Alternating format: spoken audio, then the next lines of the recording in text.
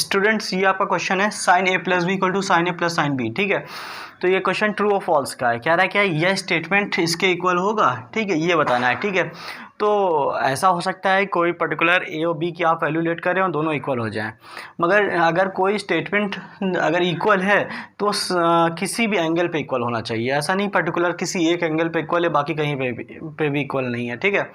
तो आप ऐसा करिए कि आपको जो है कोई भी एक एंगल ऐसा मिल गया जिस पे इक्वल नहीं है तो ये स्टेटमेंट आपका फॉल्स हो जाएगा, ठीक है।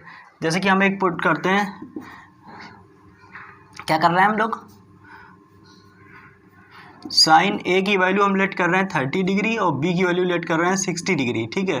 तो एंगल जो होगा आपको अपने मन से लेट करना पड़ेगा, कोई भी एंगल आप लेट कर लीजिए।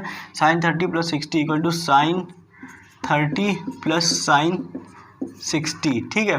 तो साइन 30 प्लस 60 साइन 90, ये आपका साइन 90 हो गया। इक्वल लगा दिया, साइन 30 की वैल्यू क्या होती है, साइन 30 की वैल्यू होती है आपकी 1/2, साइन 60 की वैल्यू होती है √3/2, ठीक। साइन 90 की वैल्यू आपकी 1 होती है, ठीक है। और यहाँ पे देखिए डिनोमिनेटर में 2 है, यहाँ पे भी डिनोमिनेटर में 2 है, तो जब दो बार डिनोमिनेटर सेम है तो डिनोमिनेटर एक बार लिख लेंगे, बाकी न्यूमरेटर में अगर एडिशन में है तो ऐड कर लेंगे, सब्ट्रैक्शन में है तो सब्ट्रैक्ट कर लेंगे। तो ये यहाँ पे क्या हो जाएगा 1 + √3। अब देखिए ये स्टेटमेंट इसके इक्वल नहीं है, तो ये स्टेटमेंट क्या, अब देखिए ये 1 इज़ नॉट इक्वल टू 1 + √3/2, ठीक है। तो जब ये इसके इक्वल नहीं है तो मतलब ये स्टेटमेंट क्या है, फॉल्स है, ठीक। इसको नोट कर लिए। ये क्वेश्चन में कह रहा है the value of sine theta increases as theta increases, ठीक है। इसमें इसका कहने का मतलब ये है कि जैसे जैसे थीटा बढ़ेगा वैसे वैसे साइन थीटा की वैल्यू बढ़ती जाएगी। तो देखिए क्या कह रहा है, साइन थीटा सपोज करिए थीटा की वैल्यू 0 डिग्री है तो आंसर क्या होता है 0 होता है, ठीक है। साइन 0 डिग्री के बाद क्या आता है आपका, आता है 30 डिग्री, ठीक है। 30 डिग्री की वैल्यू क्या होती है 1/2 मतलब कि 0.5, ठीक है। और उसके बाद साइन 45 डिग्री, साइन 45 की वैल्यू 1/√2, 1/√2 मतलब कि 1/1.414, तो कुछ ठीक है 1/1.414, ठीक। और उसके बाद आपकी वैल्यू आती है साइन 45 के बाद आती है आपकी साइन 60 की, ठीक है। साइन 60 की वैल्यू क्या होगी आपकी, साइन 60 की वैल्यू होती है √3/2, तो √3/2 जो कि होती है 1.732/2, ठीक है। तो ये 0.8 समथिंग आ जाएगा, ठीक है। और उसके बाद होती है साइन 90, साइन 90 की वैल्यू 1 होती है, ठीक है, 1 आ जाएगी, ठीक है। तो जैसे देखिए अब 0 पे 0 थी, साइन 30 पे 0.5 थी, साइन 90 पे आपका आंसर क्या हो जाएगा 1 हो जाएगा, ठीक है। तो अब ये वैल्यू देखिए पहली 0 थी, आखिरी आपकी 1 थी, ठीक है। तो 0 to 1 आपकी जो है वैल्यू इंक्रीज़ कर रही है, ठीक है। 0 से लेके 90 डिग्री पे जैसे जैसे आप बढ़ रहे हैं आपकी वैल्यू भी इंक्रीज़ करती जा रही है, ठीक है। देखिए साइन 0 डिग्री पे आपकी वैल्यू 0 है, ठीक है, और साइन 90 पे 1 है। तो स्टार्टिंग 0 पे हुई थी, एंडिंग हमने 90 भी किया है, तो साइन 0 पे 0 थी, साइन 90 पे 1 है, तो 0 से 1 आ जा रही है तो मतलब कि वैल्यू बढ़ रही है, इंक्रीज़ कर रही है, ठीक है। तो ये स्टेटमेंट क्या होगा, sine theta is increases as theta is increases, ठीक है। तो 0 से 90 के बीच में जैसे जैसे थीटा बढ़ता जाएगा वैसे वैसे जो है आपकी जो ट्रिग्नोमेट्रिक रेशियो की वैल्यू है ये भी बढ़ती जाएगी, ठीक है। तो ये स्टेटमेंट ट्रू हो जाएगा, ठीक है। नेक्स्ट क्वेश्चन देखिए, the value of cos theta is increases as theta increases, ठीक है। तो जैसे जैसे थीटा की वैल्यू बढ़ती जाएगी कॉस थीटा की वैल्यू भी बढ़ती जाएगी, ठीक है। ये सेम क्वेश्चन है, अब साइन से कॉस पे आ गए हैं, ठीक है। तो इसका भी चेक करने का वही प्रोसेस है, पहले 0 पुट करेंगे, देन 30, 45, 90 इस तरीके से पुट करेंगे, ठीक है। तो सबसे पहले हम लोग क्या कर रहे हैं, पुट करने जा रहे हैं cos 0 डिग्री की वैल्यू होती है आपकी 1, ठीक है। फिर cos 30 डिग्री की होती है √3/2 जो 1.732 अब डिवाइडेड बाई 2, ठीक है। फिर उसके बाद वैल्यू होती है cos 45 ये 1/√2।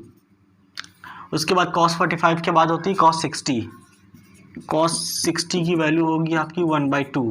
उसके बाद cos 90 की वैल्यू आपकी होती है 0। ठीक है, देखिए अब cos 0 डिग्री पे 1 आंसर था, cos 90 डिग्री पे 0 आंसर था। अब 1 से 0 आ रहे हैं तो मतलब कि वैल्यू कम हो रही है तो ये cos थीटा इंक्रीज नहीं करेगा, डिक्रीज करेगा। ठीक है, तो ये स्टेटमेंट फॉल्स हो जाएगा आपका। ठीक है, ये फॉल्स स्टेटमेंट है आपका। ठीक, तो इसको नोट कर लिए। ठीक है, देखिए सबसे पहले 0 पे चेक कर लिए, 90 पे चेक कर लिए। अगर वैल्यू इंक्रीज कर रही है तो पता चल जाएगा, डिक्रीज कर रही है तो पता चल जाएगा। जैसे साइन 0 पे 1 है, साइन 90 पे 0 है, तो ये वैल्यू जो है ऊपर से लेके नीचे आ रहे हैं तो ये डिक्रीज कर रही है ना, तो ये डिक्रीज कर रही है, जबकि इन्होंने इंक्रीज लिख रखा था। तो स्टेटमेंट क्या हो जाएगा आपका, फॉल्स हो जाएगा। क्वेश्चन है sine theta equal to cos theta for all value of theta. ठीक है, कह रहा sine theta cos theta equal है for all value of theta. इसका मतलब 0 डिग्री पुट करेंगे तो left hand side right hand side equal आना चाहिए, 30 पुट करेंगे तो right hand side left hand side equal आना चाहिए। सिमिलरली 45 60 90 सब पे इक्वल आना चाहिए। सपोज करिए कोई एक वैल्यू ऐसी आती है, जैसे 45 आ गई, 45 पे दोनों की वैल्यू 1/√2 आ जाएगी, इक्वल आ जाएंगे। तो और 0 पे करते हैं तो 0 पे साइन 0 की वैल्यू आपकी 1 होती है, साइन 0 पे आपकी वैल्यू होती है 0 और कॉस 0 की वैल्यू होती है आपकी 1।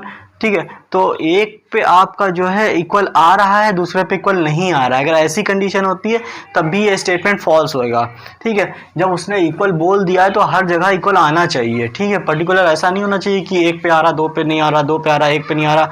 किसी एक पे भी अगर नहीं आया इक्वल तो ये स्टेटमेंट फॉल्स हो जाएगा। तो जैसे कि साइन 0 पे अगर ले लें, sine 0 degree equal to cos 0 degree, तो साइन 0 डिग्री की वैल्यू 0, cos 0 डिग्री की वैल्यू 1, तो 0 इज नॉट इक्वल टू 1, तो स्टेटमेंट वैसे ही फॉल्स हो गया। ठीक है, किसी भी एक वैल्यू पे अगर आंसर नहीं आया तो फिर स्टेटमेंट फॉल्स है। अगला करते हैं, लिखा है cot theta is not defined at theta equal to 0। cot theta, तो ये cot theta equal to 0 degree पर नॉट डिफाइन है, ये बताना ये ट्रू है फॉल्स है। देखते हैं तो ये क्या होगा, cot 0 degree equal to cos 0 degree upon sine 0 degree. ठीक है, cos 0 degree upon sine 0 degree, cos 0 degree की वैल्यू क्या होती है, 1 होती है, और साइन 0 डिग्री की वैल्यू क्या होती है, साइन 0 डिग्री की वैल्यू 0 होती है। तो 1/0 इज नॉट डिफाइंड। ठीक है, ये नॉट डिफाइन होगा आपका, नोट कर लिया।